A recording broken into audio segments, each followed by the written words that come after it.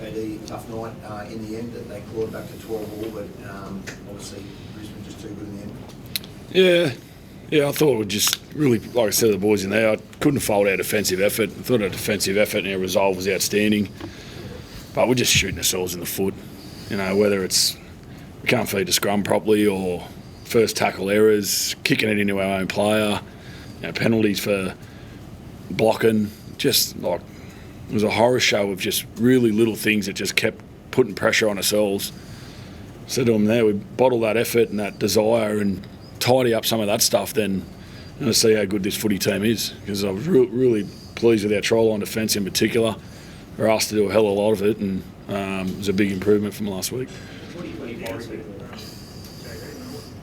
that down to when you start a season like that and make those sort of mistakes and make that big game like this? Oh, it's concentration. You know, it's one generally leads to two leads to three because we're not concentrating, fatigue's getting in, and I think we just, like I said, it's individuals that got to own their roles. You know, what's, like I said, a scrum feed or a first tackle error. You know, we played without Cookie for 10 minutes before half time, and our defensive resolve during that period was outstanding. It allowed us to come out with some momentum and get to 12 all and started looking like the footy team we want to be, but we just didn't give ourselves a chance from that point on.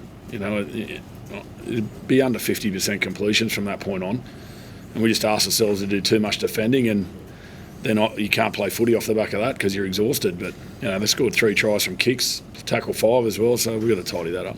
Hey, Danny, there was a time at 12 all where Sean Kepi got penalised, and it looked like that maybe potentially Payne Haas went into Kepi. It's so black and white at the moment. Do you think the referees need to look at this blocking, or because to the naked eye it didn't look like a penalty?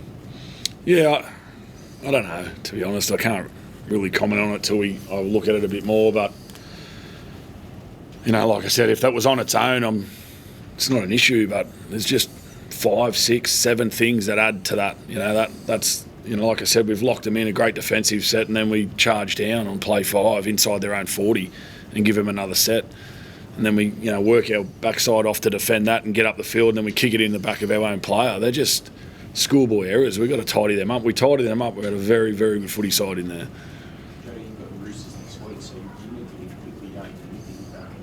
Yeah, it doesn't matter who we play, Pete.